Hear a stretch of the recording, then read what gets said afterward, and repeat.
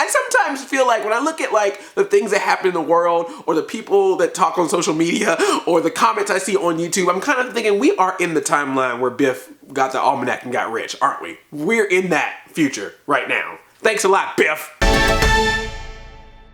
Hi, I'm Andre and I'm a black nerd. Happy Back to the Future Day, everybody. October 21st, 2015. Right now, Marty McFly is flying around on a hoverboard being chased around by Griff. That's happening right now, today. So I figured it would be fun to make a video to tell you my Back to the Future story. Kind of similar how I did my Nintendo story just recently. This has been a weird week. Like I talked about Nintendo a couple days ago, talked about Star Wars yesterday. Now I'm making a video about Back to the Future. What year is this? I actually started celebrating pretty early on. I saw the trilogy come on TV one day not too long ago, and they had a marathon of all three movies. Watched the whole thing again. So much fun to revisit that world, to see Michael J. Fox and Christopher Lloyd, and of course to see Lea Thompson. Let me tell y'all something. I don't know what it is about Lea Thompson, but I am attracted to that woman. All that makeup that they put on her to make her old age Lea Thompson, those are lies, man. That's not how she looks today. She looks good then, she looks good now. She did a cameo on the Muppets, and even when I saw that, I was like, yep, yep, still got it. Dang, I don't know what it is about Lea Thompson, but I just love that woman. Shoot, she can get my Calvin Kleins any day. I will punch Biff out, Crispin Glover style, for her. Trust me. Hello, Wilson.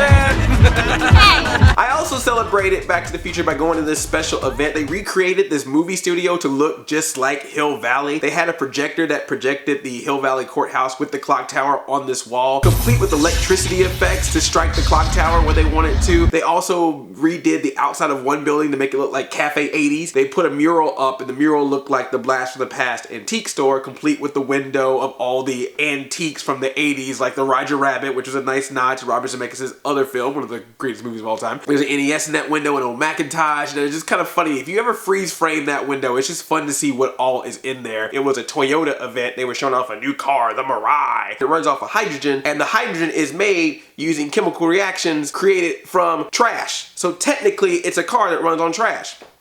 That sound familiar to you? Great Scott! 1.21 gigawatts! Gigawatt? Giga who? Where I'm going, I don't need roads. Actually, I need roads because this car doesn't fly. I'm finally gonna be in one of your videos. This is a very rare thing. Yeah. Team brown skin right now. Oh, snap! He is prepared! You don't come to a Back to the Future party without the Air Max. I got to hang out with my YouTube buddies and go Back to the Future. Got some cool shades. We got Megan in a cool shade. What? I'm like Courtney LaForge right now. What's good? You're like what people in the 80s thought people in the future would look like with everything. This is great. It's true. I got a blazer too. I'm with her if you want to live.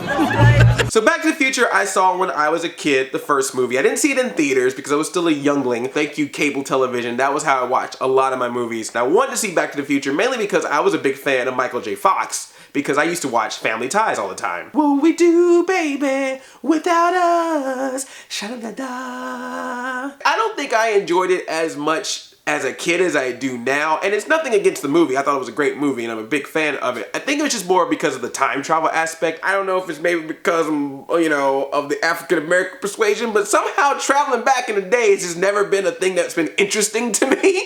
Even in that movie, they showcased it, the whole mayor joke, and then of course you had the band who, when the bullies ran up to them, was like, we don't want any reefer or whatever. That was just like, yeah, that's pretty much how it is. Or actually, this is probably a nice version of how it really was. I'm sure that band went through the back door to that school to do that performance. Oh, this is heavy. But all that aside, it's such a great movie. Michael J. Fox and Christopher Lloyd give wonderful performances. Once again, Lea Thompson, I'm just saying, Crispin Glover, man. He was just...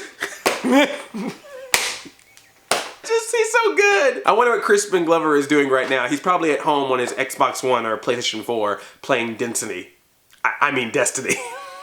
Density to Taken King. And as far as 80s bullies go, you can't get any better than Biff. Make like a tree and get out of here and all that. Oh my God. And of course you got the Huey Lewis song, Power Love, can you feel it? I don't need a credit card to ride this train. Now Back to the Future Part 2, I did see the movie when I was younger, but here was a problem that I had with watching movies on cable. I was that guy. I was this. Cable was a new thing for me and I'm like, oh my God, we have 23 channels, 30 channels. It's like, wow, this is the future. So with Back to the Future Part 2, I saw it, but I don't think I ever saw it like once in succession from start to finish. I think I always saw like the first half of it a few times, and I saw like the second half of it a few times, and then if you combine all those times together, I saw the entire film. But I mainly always wanted to just tune into the first part of the movie, and anytime they showed the future stuff, I was always excited about that. The hoverboards, the Jaws, 3D hologram. I was a big Jetsons fan. I used to watch the Jetsons all the time. That's what I loved about Back to the Future Part 2. It kind of had that same feel. It was like a Jetsons, but in live action,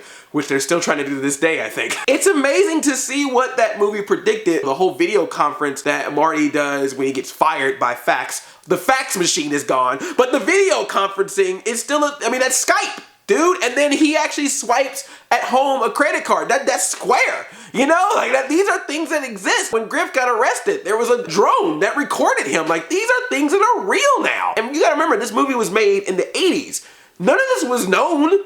They just made this stuff up, and now it's real. Steve Jobs probably watched Back to the Future Part 2 and was like, oh, wearable tech, okay. Little tablets instead of writing on piece of papers. I got you, Back to the Future Part 2. I got you. Boom.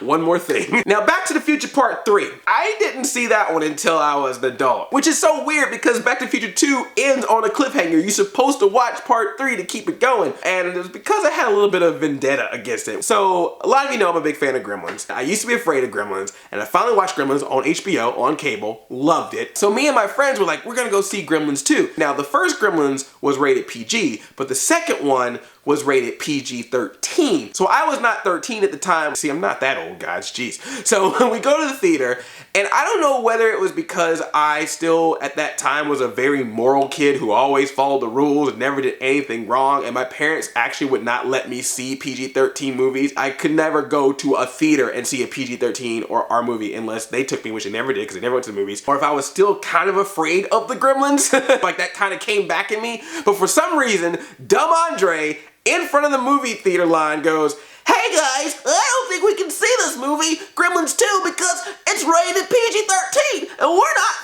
13. And so they were like, yeah, you can't see it. And my friends are like, well, way to go, Andre, you ruined that trip. So my friends and the ticket seller were like, well, you can see Back to the Future Part 3. And I don't know what it was, but I was like, you know what? I've already ruined everything by ruining the chance of me going to see Gremlins 2 and still being somewhat afraid of the Gremlins to not even go see Gremlins 2. I do not want to see Back to the Future Part 3 as a consolation prize. No, I say. Cut to adulthood. Actually, this happened on the 25th anniversary. I actually have it right here, the 25th anniversary trilogy copy of Back to the Future. I used to do improv, and this guy, Miles, a good friend of mine, we were talking about it, but I said like, oh yeah, I saw Back to the Future Part 1. Part 2 I saw in chunks, but together I saw the entire film, and in 3 I never saw. So he's like, oh, we gotta have a Back to the Future trilogy party. Instead of watching it on TV, he actually had a projector. He had one of those projectors where you plug your DVD player or whatever into the projector. And I know that's a common thing now, but at the time, a few years ago, that was still relatively new for some of us. We were like, oh my God, you can do a projector in your home?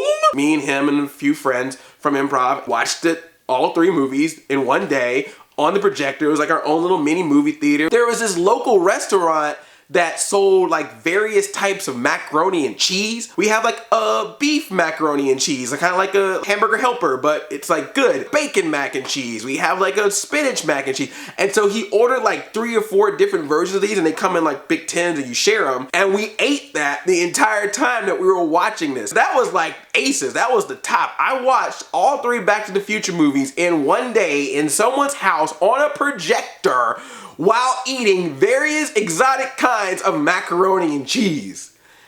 That was not a future that even Doc Brown could predict. I'm not saying you have to watch Back to the Future movies that way, but I'm saying it's a pretty good way to do it if you ever get a chance. I had so much fun with that, and that made me even fall more in love with this franchise and with these movies. It's so interesting to have a movie or a movie set that's a part of history of the time it was made, a part of history of what it goes back to, and also having a connection to the future when we can still go back and say, hey, this thing that we saw in Back to the Future Part 2 is now a real thing. So I totally understand why on this day, and even past this day, everyone's gonna be still loving Back to the Future and still celebrating it in the same way that we still listen to Prince 1999, years after 1999. We're still gonna appreciate Back to the Future and Back to the Future Part 2 and 3 long after October 21st, 2015. Now, if you excuse me, I actually have to head off to the future, 2045. I gotta check on my children, me and my wife, Lea Thompson. Time for me to go see some serious shit. Hello, subscribe! I love you like a play cousin. I'm Outie 5000. Great Scott! Yelp!